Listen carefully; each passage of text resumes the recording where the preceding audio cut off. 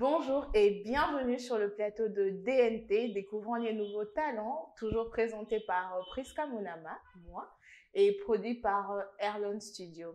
Encore une fois, comme d'habitude, nous sommes avec vous, très chers téléspectateurs et chers internautes sur ce plateau pour découvrir un talent, pour découvrir une personne qui a marqué son entourage, qui a marqué sa génération.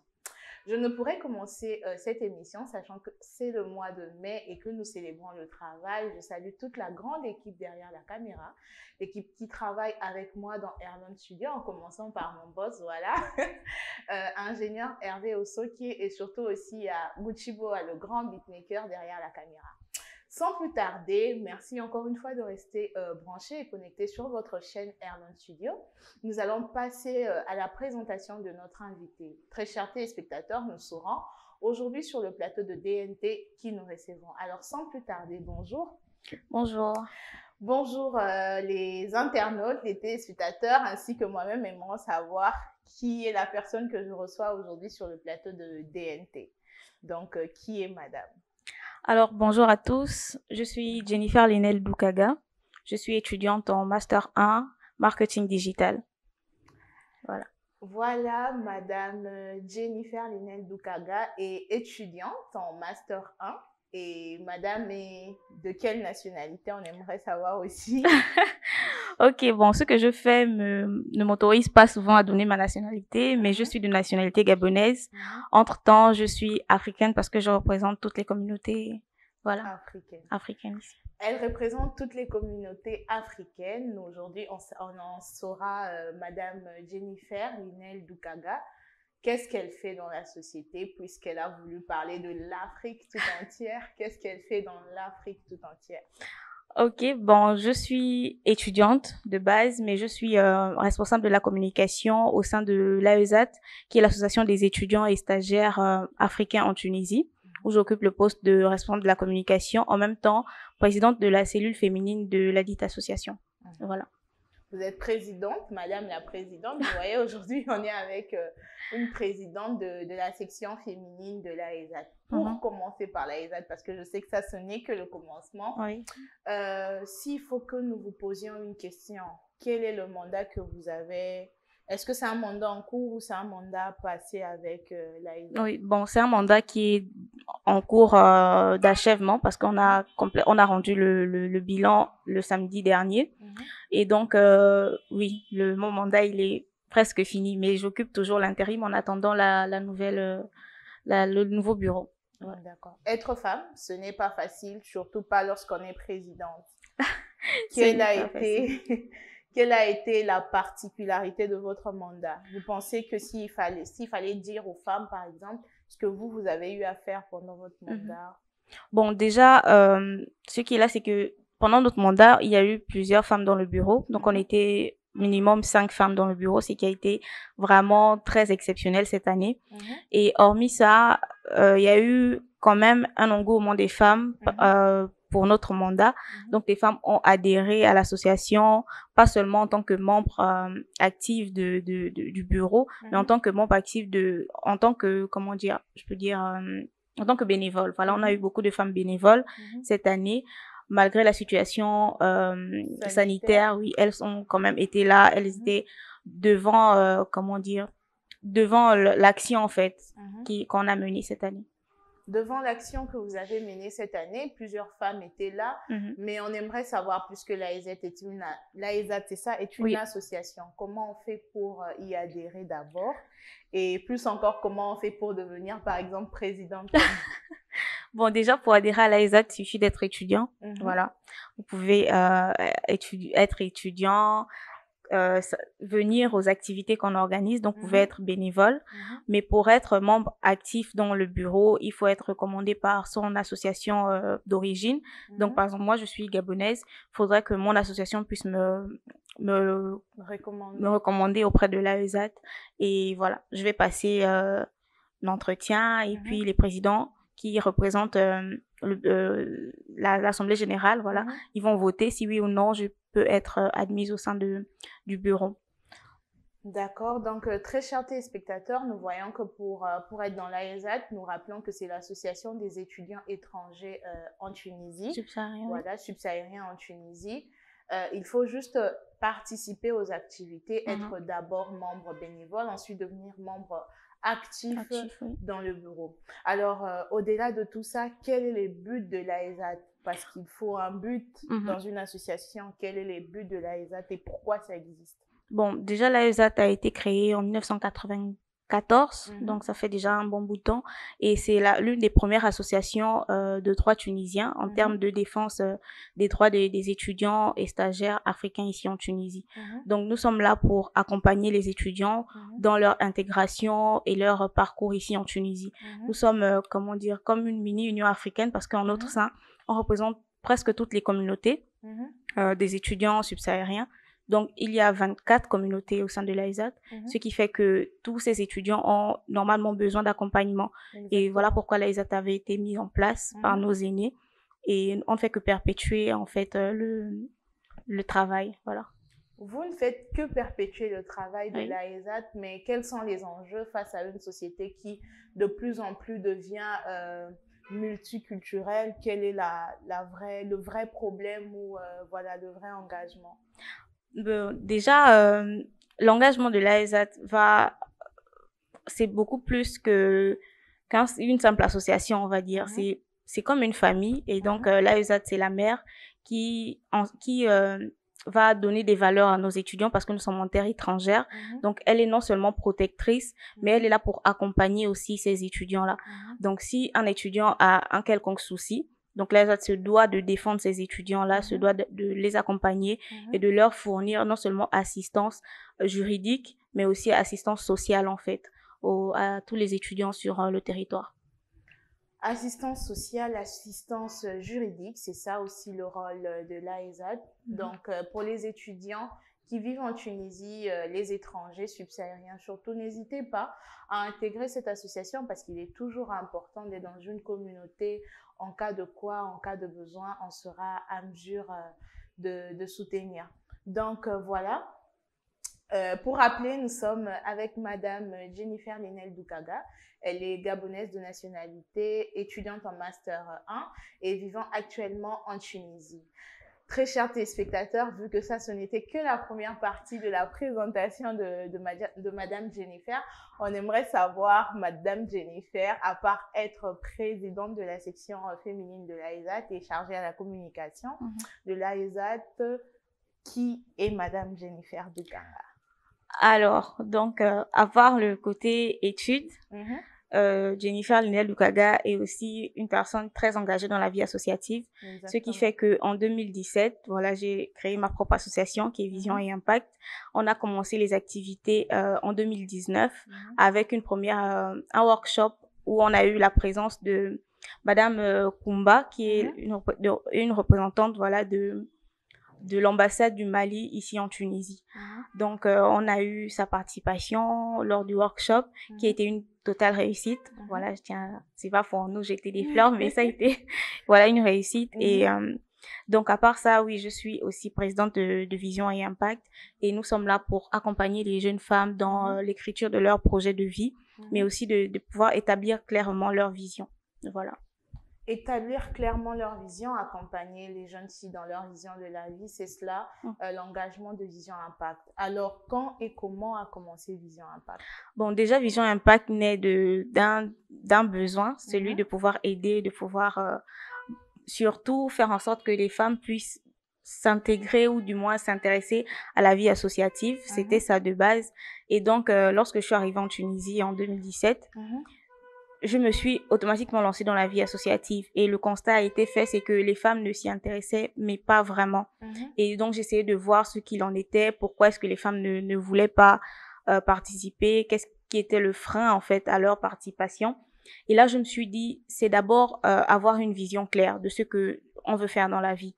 Et de base, moi, je l'avais cette vision-là, ce que je voulais faire, ce qui me manquait pour pouvoir, voilà, faire ce que je voulais. Et donc, je me suis dit, certaines ne savent pas réellement ce qu'elles veulent. Certes, nous sommes là pour les études, mais à part les études, on a une vie aussi après. Et donc, voilà, Vision Impact naît de de ce besoin, de ce constat, voilà. Et donc, j'ai mis en place Vision et Impact. J'ai été encouragée aussi par d'autres personnes, par d'autres femmes qui aujourd'hui m'accompagnent dans ce projet, et des aînés aussi, et surtout des hommes qui m'ont beaucoup encouragée, qui m'ont beaucoup voilà, poussée à mettre en place cette structure. Voilà. Exactement. Donc, ça a été aussi de l'encouragement de la part des autres, et on voit très bien qu'il est toujours très important de s'encourager les uns et les autres. Mais n'étant pas dans votre pays, voilà, ça c'est d'abord de un. Étant à l'étranger, venu surtout pour les études, quelles ont été les difficultés, les premières difficultés à avoir rencontrées lorsque vous vous êtes décidé de lancer Vision Impact? Déjà, la première difficulté, c'était de pouvoir réunir des personnes qui ont la même vision que moi. Parce que on ne se comprend pas forcément de la même manière, parce qu'on vient, comme tu disais, de territoires différents, et donc on ne se comprend pas forcément facilement. Et donc ma première difficulté, ça a été de réunir des femmes qui portaient la même vision que moi et qui voulaient bien m'accompagner, parce que on peut avoir la vision mais être réfractaire à l'idée de se mettre en avant pour pouvoir aider les autres. Donc avoir des personnes motivées, ça a été notre premier enjeu que j'ai réussi à faire. Ensuite, mettre en place la structure. Voilà, parce que souvent les personnes vont trouver des raisons. Non, je suis fatiguée avec les cours, c'est compliqué pour moi, j'ai pas forcément envie de m'engager. Voilà, et donc ça a été une autre difficulté. Et ensuite, c'est de pouvoir maintenir des personnes dans la vision, parce que voilà, on est étudiant, on a beaucoup de choses à faire, on a notre propre vie personnelle aussi, et donc maintenir les femmes là toujours dans le feu de l'action, ça a été aussi un grand enjeu. Mais malgré ça, il n'y a pas eu que de mauvaises choses, il y a eu de bonnes choses. Déjà, le fait qu'on soit en territoire étranger, ce qui fait qu'on puisse apporter notre savoir, notre vécu, de ce qu'on a été dans nos différents pays, donc de pouvoir l'apporter et de faire un mélange qui donne quelque chose de beau, en fait. Un mélange qui donne quelque chose de beau, c'est ce qui a été fait par Madame Jennifer Linel-Bukaga, excusez-moi.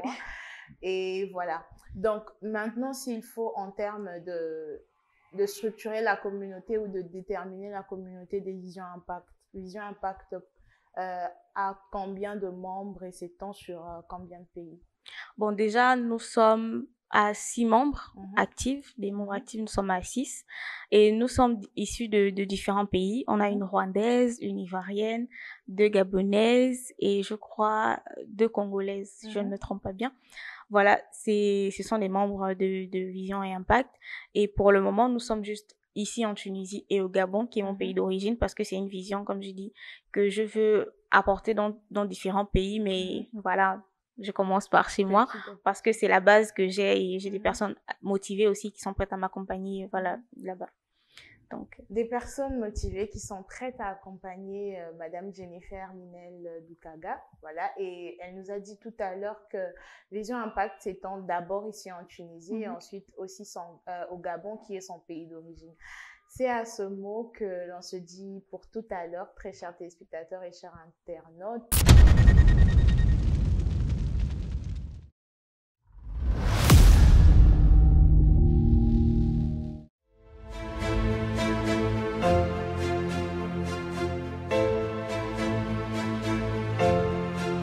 Erlon Studio vous accompagne dans la réalisation de vos films, séries, clips, séances shooting et bien plus encore. Chaque instant de la vie est un souvenir que l'on crée. Alors quoi de mieux qu'immortaliser ce souvenir pour des années et des années. Alors n'oubliez pas, le meilleur n'est pas hors d'ici. Une seule adresse, Erlon Studio.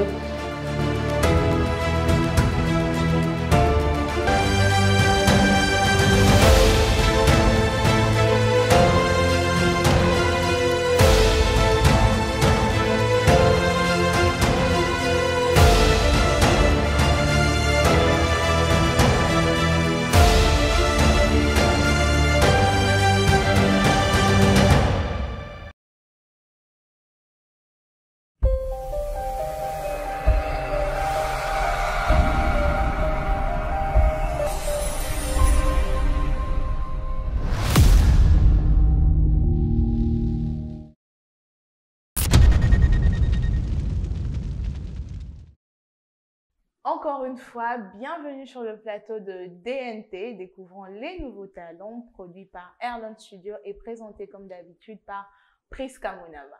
Nous rappelons qu'en ce premier jour du mois de mai, nous sommes avec Madame Jennifer Linel Doukaga, voilà, qui est présidente de l'AESAD section féminine, qui est chargée à la communication de l'AESAD et surtout qui est initiatrice et visionnaire de Vision Impact, qui est son association. Alors, on a parlé tout à l'heure de ce qui était Vision Impact, mais nous aimerons savoir quels sont les axes d'engagement de Vision Impact. Ok, Vision Impact déjà part sur l'autonomisation de la jeune femme par l'écriture claire de son projet de vie. Donc, écrire un projet de vie, c'est déjà montrer ce que nous voulons être. Ça part de la personne en elle-même, le développement personnel de la personne, l'estime de soi de la personne, l'acceptation de son image. Et ensuite, on va à un volet beaucoup plus professionnel, voilà, qui est ce que la personne veut faire. Voilà, et donc là, on va aller sur avoir une idée assez claire de ce que nous voulons être, ce que nous voulons faire. Donc, où est-ce qu'on veut aller, qu'est-ce qu'on veut réaliser concrètement. Donc, Vision Impact va sur ces deux volets-là, sur l'accompagnement de ces deux volets. Vision Impact va sur l'accompagnement des deux volets qu'elle nous a cités tout à l'heure. Mais Madame Jennifer, s'il faut savoir les activités que Vision Impact a déjà réalisées et ensuite quelles sont les perspectives d'avenir de Vision Impact. D'accord. Vision Impact, comme je disais, avait commencé son activité avec l'organisation d'un workshop. Donc, on va beaucoup sur des workshops parce que ça permet non seulement de nous retrouver dans un climat un peu plus convivial, de pouvoir discuter, échanger. Et c'est de là que les femmes sont beaucoup plus relaxes, plus à l'aise. Et voilà, c'est un climat assez détendu. Donc, on va sur ça pour pouvoir permettre aux jeunes femmes de se livrer, de dire réellement ce qu'elles veulent ou ce qu'elles veulent faire un peu plus tard. Et donc, on va aussi sur le côté un peu plus éducatif parce qu'on pousse les jeunes femmes à s'intégrer beaucoup plus dans non seulement la vie associative, mais de pouvoir aussi être beaucoup plus entreprenantes en fait, de pouvoir oser au poste à responsabilité, comme j'ai l'habitude de dire, voilà, de se mettre au devant de la scène, de pouvoir militer pour ce qu'elles veulent, être des personnes engagées. Être des personnes engagées, être au poste à responsabilité, comme vous avez dit. Vous pensez est-ce que pour l'Afrique qui actuellement voit les femmes d'une certaine façon, bien que c'est peut-être meilleur qu'avant, mais est-ce que vous pensez que les enjeux sont là pour créer cette Afrique-là que vous voulez? Pourquoi pas ce monde-là que vous voulez? Déjà, il faut reconnaître que le travail que nos aînés ont fait est déjà assez encourageant. Le travail est déjà assez... on voit en fait les fruits de ce travail-là, ce qui fait qu'aujourd'hui, la question n'est plus de savoir si les femmes peuvent faire quelque chose. Oui, on est convaincu que les femmes peuvent faire quelque chose. Aujourd'hui, ce qu'il faut, c'est qu'elles soient beaucoup plus entreprenantes au poste à décision, parce que c'est de là que part tout l'engagement en fait, c'est de pouvoir aller à des postes à décision, de pouvoir militer, de pouvoir être des personnes qui font changer les choses en fait à la base. Et donc oui, le travail est fait et non seulement la femme est capable de le faire, mais elle est aussi capable de beaucoup plus. La femme est capable de beaucoup plus, c'est ce que vous nous communiquez Vision Impact. Mais la cible de Vision Impact est seulement les femmes. Vu qu'on a vu les femmes, vous parlez de femmes tout à l'heure. Est-ce que c'est seulement les femmes? Et si ce sont seulement les femmes, il y en a plusieurs dans le monde. Les femmes africaines, est-ce les femmes asiatiques, est-ce les mineurs? Est-ce les vieillardes ou ce sont des femmes d'une certaine tranche d'âge et d'un certain milieu? Oui, donc comme je disais, ce sont des femmes, mais des femmes africaines, on va dire, parce que c'est un milieu que nous côtoyons, c'est un milieu dont nous sortons, donc ce sont des femmes africaines, mais j'aime pas dire trop jeunes femmes, mais ce sont des jeunes femmes que nous accompagnons, donc à partir de 15 ans, des femmes qui commencent à rentrer un peu dans la maturité, donc des femmes de 15 ans jusqu'à, on va dire, la vingtaine, parce que c'est cette tranche-là qui a la possibilité ou avec qui on a beaucoup de travail à faire, en fait. Donc ce sont ces jeunes femmes-là que nous ciblons. Vous aviez dit qu'il y a beaucoup de travail à faire avec cette tranche d'âge-là. Quel est le premier travail? Déjà, changer la mentalité, parce que on veut des personnes engagées et pour cela, il faut changer la mentalité que ce sont seulement des hommes qui sont capables de faire certaines choses. Non, nous sommes aussi capables de le faire. Et aussi emmener la femme à s'aimer soi-même. C'est quand tu t'aimes toi-même, tu n'es pas secoué par tous les vents qui vont souffler, toutes les modes qui vont passer. Non, il faut avoir travailler sur son estime de soi-même, sur voilà sa personnalité pour ne pas être une personne qui va de gauche à droite. Donc c'est ce travail-là dont nous nous engageons à faire. L'engagement est sur le travail sur la personnalité des femmes, mais quand, par exemple, vous, étant présidente, quand pensez-vous que la femme commence justement à s'accepter, à se connaître par rapport à Vision Impact? Oui, la femme commence à s'accepter lorsqu'elle est consciente de tout le potentiel qu'elle a. Quand tu prends conscience de qui tu es, là, tu es capable de faire de très, très grandes choses. Et donc, c'est cet encouragement-là que nous voulons donner, de pouvoir connaître sa personnalité, connaître qui nous sommes, ce dont nous sommes capables de faire et de là sortir une vision claire de ce que nous voulons, avoir une vision bien détaillée, avoir une vision très claire des choses et ensuite faire de cette vision-là quelque chose d'impactant, quelque chose qui va pouvoir toucher non seulement son milieu voilà, de vie, mais des personnes qui ont besoin de nous. Donc, voilà dans quoi nous allons. Voilà dans quoi Vision Impact va, mais depuis on parle que de Vision Impact. Oui. Pourquoi particulièrement l'appellation Vision Impact? Bon, cette question, je ne m'y attendais pas, mais Vision Impact parce que je suis convaincue que si je n'avais pas eu cette vision-là, je ne serais pas la personne que je suis aujourd'hui, qui a la possibilité d'impacter les femmes qui m'entourent. Donc, je suis partie sur ça parce que c'est comme ça, je sais pas comment expliquer, mais Vision Impact, c'est ce que j'ai reçu en fait. Ça va de mon comment dire, de mon profond ressentiment, de mon ressenti personnel et des choses que j'ai vécues ou que je vis jusqu'à présent, oui. Donc voilà pourquoi l'appellation Vision Impact, parce que je suis sûre que notre vision est capable d'impacter les autres. Notre vision est capable d'impacter les autres, mais Madame Jennifer Linel Doukaga, s'il y a des jeunes femmes qui vous suivent, qui ont aussi envie de s'engager, de commencer certaines choses, mais qui, par exemple, ne savent pas quoi faire ou par où commencer, vous ayant osé quelque chose, c'est aussi de l'entrepreneuriat social d'une certaine façon, ayant osé quelque chose, ayant entrepris dans quelque chose, quels sont ou quels sont les conseils que vous pouvez leur donner? Donc, déjà pour commencer, le premier conseil que je peux donner, c'est celui d'oser. Oser entreprendre, oser faire ce qu'on veut parce que quand on ose, de là on fait des erreurs et les erreurs ne font que nous corriger, nous emmener sur le droit chemin. Donc, commencez déjà là où vous êtes. Ne vous dites pas que ce que vous faites n'est rien ou ce que vous faites, personne n'a besoin de ça. Non, il y a toujours une personne qui a besoin de nous, il y a toujours une personne qui a besoin d'entendre une parole ou de pouvoir recevoir l'acte que quelqu'un aura posé. Donc, de commencer là où nous sommes et de pouvoir voilà, faire des choses avec les moyens que nous avons. Commencer là où nous sommes et faire les choses avec les moyens que nous avons, c'est l'encouragement que Madame Jennifer Linel Doukaga donne, vous dit, les jeunes femmes qui nous suivent, très chers téléspectateurs et chers internautes de partout, pour commencer et se lancer dans quelque chose. Alors, nous rappelons qu'aujourd'hui, nous sommes avec Madame Jennifer Linel Doukaga, voilà, présidente de l'AESAT section féminine et aussi chargée à la communication de l'AESAT, mais surtout visionnaire et présidente de Vision Impact.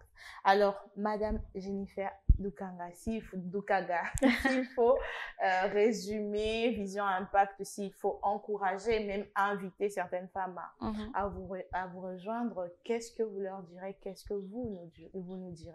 Ok, donc pour résumer, Vision et Impact, on travaille sur la vision et faire de cette vision quelque chose d'impactant.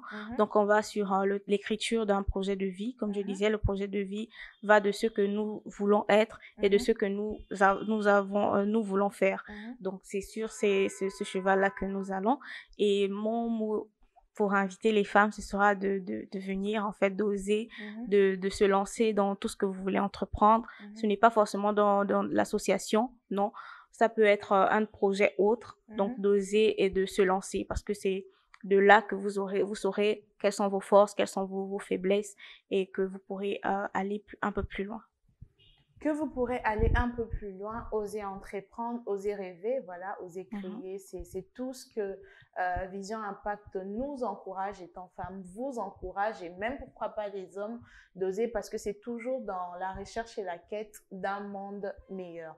Alors, s'il faut parler de vous personnellement, quelles sont les activités ou les actions que vous menez en ce moment, ou même, voilà, s'il y a des workshops, des business meetings, etc., que vous menez en ce moment, on aimerait bien savoir, et pourquoi pas aussi y participer. D'accord. Donc, nous avons un projet qui est en cours de réalisation, qui est celui c'est un workshop, encore une fois, un café webinaire où nous allons inviter des jeunes femmes à nous asseoir autour d'un café, mais à distance. Voilà, ce sera en ligne.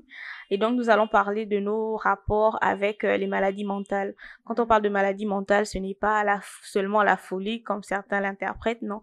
Les maladies mentales passent par la dépression, passe par un moment de blackout, voilà, où on se sent mal, où on a envie de voir personne, on a envie de rester chez soi. Et donc, on va un peu discuter de nos rapports à ces maladies-là. Comment est-ce que nous le vivons? Comment est-ce que nous traversons ces périodes sombres-là? Et donc, voilà, j'invite toutes les personnes, lorsque la date sera fixée, à venir participer, à venir assister, parce que je suis sûre et je suis convaincue que au travers du message que nous allons transmettre, beaucoup se reconnaîtront et beaucoup auront envie de se libérer, de pouvoir parler de leurs soucis. Beaucoup pourront se libérer et pouvoir parler de leurs soucis grâce à ces webinaires. Nous allons aussi parler de nos soucis, on espère, lorsque les dates seront fixées. Sinon, merci beaucoup à vous, en tout cas, d'avoir répondu présent à notre invitation. Nous voilà au terme de notre émission. Si vous avez des personnes qui vous ont encouragé, à qui vous aimeriez bien passer le petit salut, et pourquoi pas, pour que ça les fasse aussi du bien, qu'ils sachent que voilà, vous êtes reconnaissants et surtout que vous pensez à ces personnes. Bah déjà, toi la première, merci. Merci pour l'invitation. Merci au studio qui nous reçoit, Erlon Studio. Merci à toute l'équipe derrière la caméra. Et je tiens aussi à saluer toute mon équipe, voilà, de Vision et Impact, à toutes les personnes de l'AESAT, voilà, avec qui j'ai passé toute cette année magnifique, malgré la situation sanitaire. Et ensuite, certainement dire merci à ma famille qui me soutient, qui est d'un soutien inconditionnel. Voilà, à mes amis. Parce qu'elles sont toujours motivées lorsque j'entreprends quelque chose. Donc, les saluer au passage. Et aussi, voilà, la personne qui partage ma vie, à qui je fais un gros coucou. D'accord, donc voilà, coucou à toutes ces personnes. Nous aussi, on profite pour vous saluer en tout cas, vu que c'est grâce à vous que nous avons une présidente aujourd'hui sur ce plateau. Pourquoi pas vous saluer? Je profite pour saluer toute l'équipe derrière la caméra. Voilà, mon boss, le patron de Erlon Studio, monsieur Hervé Osson-Kié. Pourquoi pas aussi à sa jumelle, voilà, madame Laetitia Osson, qui est la femme du grand boss junior Makolo. Je salue toute la famille Osson, qui est voilà, Madame Matondo Mwanza, pourquoi pas Reddy Fumu, toutes les personnes qui nous suivent, la boss de Erlon Fashion, voilà, Madame Fallon Ilenda, pourquoi pas aussi derrière la caméra, Monsieur Jacques Monsieur Jacques Molanga, voilà, je le salue aussi à ma famille, à mes parents, à toutes les personnes qui nous suivent, à vous, très chers téléspectateurs et chers internautes qui chaque fois nous suivez et nous encouragez. Merci beaucoup à vous, nous vous saluons et continuerons toujours à vous remercier pour ce soutien. En ce mois de mai, nous souhaitons une très bonne fête de travail à toutes les personnes qui font un travail acharné jour et nuit. Ne baissez pas les bras, continuez, c'est toujours très important. Nous rappelons que DNT, c'est votre miroir, c'est votre émission tout d'abord avant d'être la nôtre, parce que nous vous prêtons notre voix, excusez-moi, pour parler de vous, de ce que vous faites, et c'est toujours un plaisir de vous écouter, un plaisir d'apprendre de vous. Aujourd'hui, je le rappelle à ceux qui nous trouvent à la fin que nous avons été avec Madame Jennifer Linel Dukaga, voilà, qui est présidente de l'AESAT section féminine, qui est chargée à la communication de l'AESAT et bien plus encore. Elle est présidente et initiatrice de Vision Impact, voilà. N'hésitez surtout pas à à vous abonner plutôt à notre chaîne. Continuez à nous encourager. Nous comptons sur vous. N'hésitez pas à liker, à partager en tout cas. Et vraiment, merci pour toute cette attention. En espérant vous revoir très bientôt. Nous vous donnons rendez-vous pour une prochaine fois. Sinon, d'ici là, que Dieu vous garde. Merci beaucoup.